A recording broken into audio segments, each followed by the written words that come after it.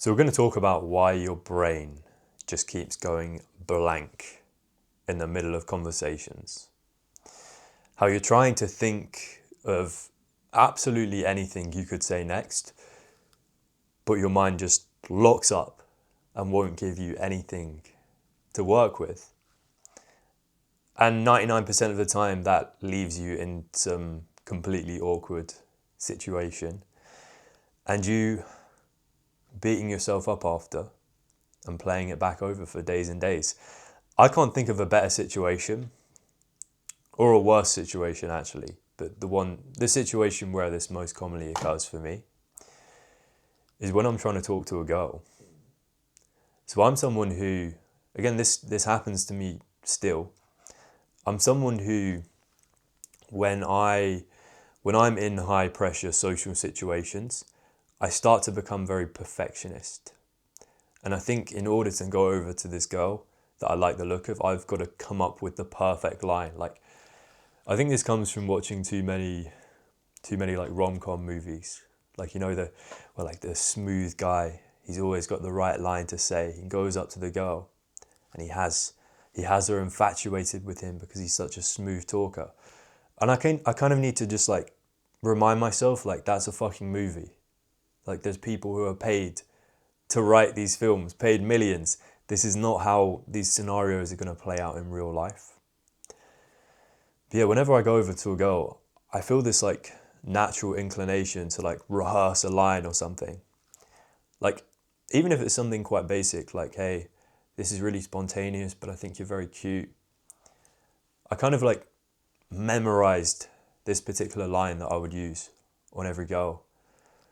It's making me sound like a bit of a fuckboy. I'm not, but I'd absolutely master the delivery of this line, and I might have been able to like build a little bit of intrigue there.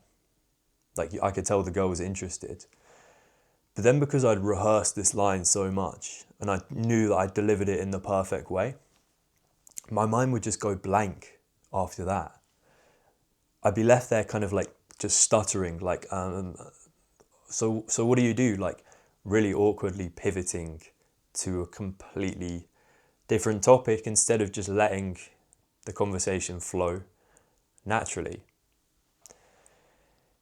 So what a lot of people don't understand about perfectionism, because I'm perfectionist in lots of areas of my life, like for ages, for years even, I couldn't do a YouTube video like this, where I just speak non-stop on camera, because my standards simply didn't allow myself to do it. Like, I think no one's interested in a video where I don't have a script and, I've carefully thought out what I'm going to put in the video. There's no wasted time. And I call that high standards.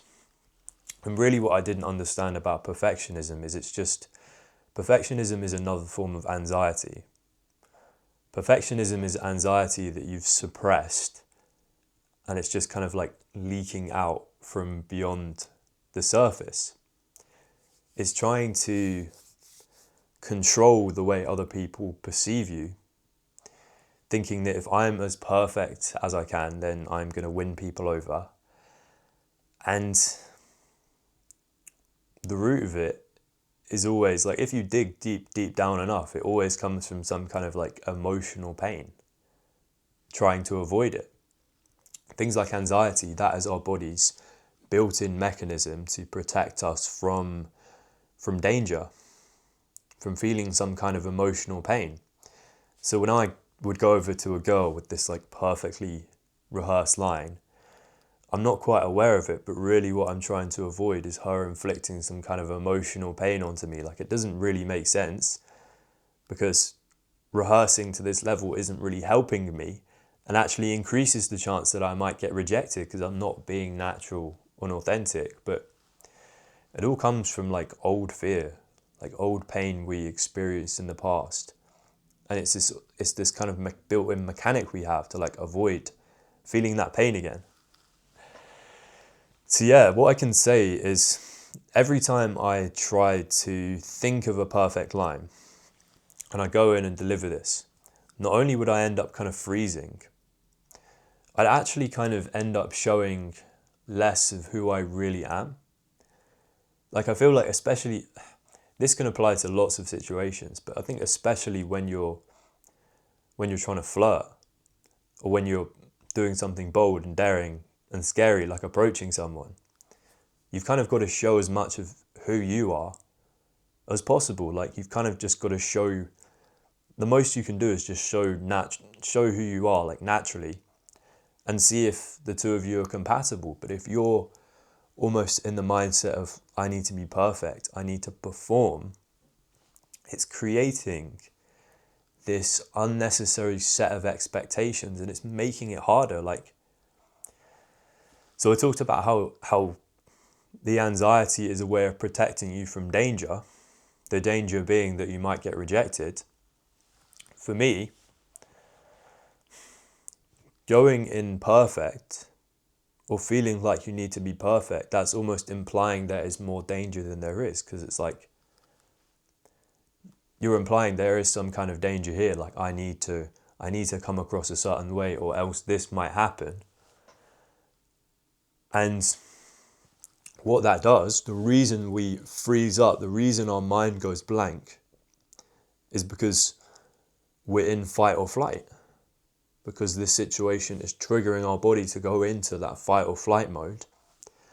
And that literally slows down your brain's ability to think. It shuts off every part of your brain that isn't responsible for just like staying alive. So the reason you can't think of anything to say is because your like creativity centers, the part of your brain responsible for thinking of what to say next, for that like part of your brain being automatic, is literally being shut off. It's impossible for you to think of what to say next. Like, a lot of people think this is just them being awkward or they just suck at speaking to people. No, bro, you're just in fight or flight. Like, you're not supposed to be able to think of what to say in this situation because your body believes it is in danger. So that is why our brain is constantly going blank in these like highly stressful social situations. It's because we're stressed. And when you're stressed, biologically, you're not supposed to be able to think of anything else but staying alive. So the way I'm learning to get around this, because what I would say is, anytime this would happen to me, like I'm specifically using the example of like me approaching girls, because that's still one of the things that freaks me out the most. Anytime this would happen to me, no matter if the conversation even like went fairly well after I delivered my line, like she didn't she didn't like look pissed off with me, or maybe I even got a number, I'd still often leave feeling like I've failed, like I've done something wrong here, or I made a bit of a fool of myself. And the reason for that is, first of all, I know that I didn't really show who I was. I didn't really like act natural or authentic because I rehearsed so much. But I also have this like standard that I set for myself, like this movie character standard. This is how I need to act. If I don't immediately think of like the best line or come across as witty and charming, basically like Matthew McConaughey or someone like that, then I failed. But really that's kind of like a ridiculous standard, one that I'm not even really aware of as it's happening. And I was kind of thinking about this. It's like, if you don't know what your goals are, or your goals are like dependent on the outcome, you're always going to leave feeling disappointed. You're always going to kind of leave feeling like you failed. Having a goal like up here, like I need to come across this way, or I need to like act really charming, that's an unattainable goal. That's some kind of unrealistic goal. You're not even really aware of it, so you're not ever going to feel like you fully hit it. But you can easily be disappointed by not hitting it. Like, it doesn't even make sense. So something I've been working on is setting goals for myself, like setting social goals. And a lot of people don't do this. Maybe some people think it's weird, but for me it makes complete sense, because I'm someone with very high standards for myself. But if I combine those high standards with a vague goal, I'm always going to feel like I've failed. So I've been trying lately to set some goals that I can control, really. So I'm going to talk you through these different goals, see if they make sense. So I went out on my own not too long ago. I had some time to kill in the evening before I met a friend, and I thought, what would happen if I just went into this bar completely on my own and just tried to talk to some people?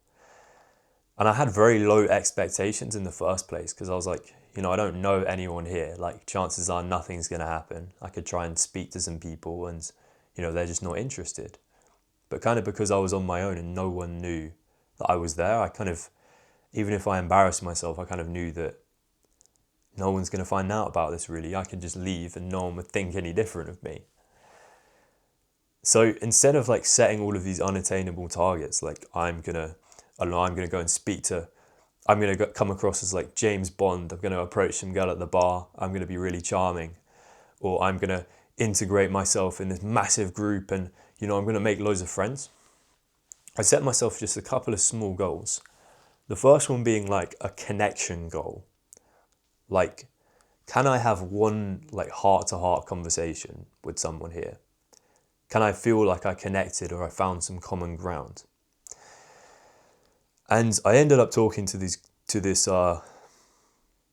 group of two people who were kind of just sitting on their own. They let me sit with them. They were really cool.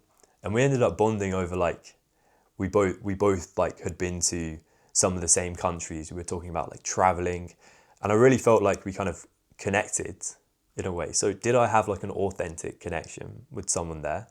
Yes. Second kind of goal is like a practice goal. Like, is there anything that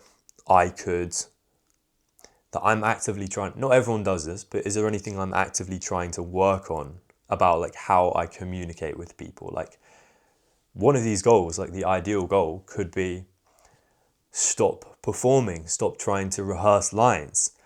So again, when I was speaking to these two people, I was trying to think like, how could I like try and rehearse the least amount of possible? Like, because again, going up to like a group of strangers is pretty intimidating, and part of you is kind of like trying to think of like what to say. And obviously like I introduced myself and everything, but I think some part of me was like, oh no, I need to like completely explain why I'm here, like why I'm on my own. And I didn't over explain when I went over to them. I was kind of just like, hey, my name's Tom. I'm just kind of waiting for a friend. It's all right if I sit with you. And I just took things quite naturally. It didn't feel like I was performing or something else I'm trying to do is sometimes when I get nervous, I like rush my words out a little bit. So I was trying to slow things down a little bit, like make sure I'm not rushing. I'm slowing down my pace. So that's one thing I was trying to practice.